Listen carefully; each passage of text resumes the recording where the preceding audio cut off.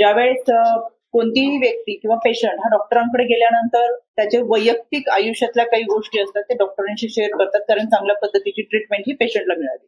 त्याच्यामुळे या पेशंटची ट्रीटमेंट जेव्हा डॉक्टर गैसास यांच्याकडे चालू होती त्यावेळेस सुरुवातीला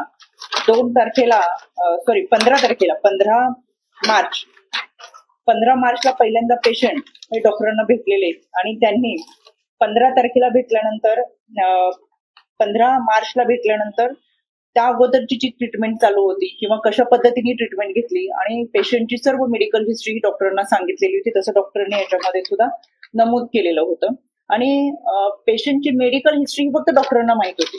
पण ही घटना घडल्यानंतर दीनानाथ मंगेशकर हॉस्पिटलनी स्वतःची जी समिती नेमली आणि त्या समितीचा जो अहवाल दिला त्या अहवालामध्ये स्वतःला वाचवण्यासाठी त्यांनी पेशंटच्या वैयक्तिक आयुष्याच्या ज्या गोपनीय गोष्टी आहेत त्या जाहीररित्या सोशल मीडियाच्या माध्यमातून मांडले. त्याचा मी निषेध करते. याच्यासाठी दीनानाथ मंगेशकर हॉस्पिटलला समज दिली जाईल आणि याबाबत या कुटुंबांनी ऑब्जेक्शन घेतलेलं आहे. तसं लेखी पत्र देखील त्यांनी आयोगाला दिले.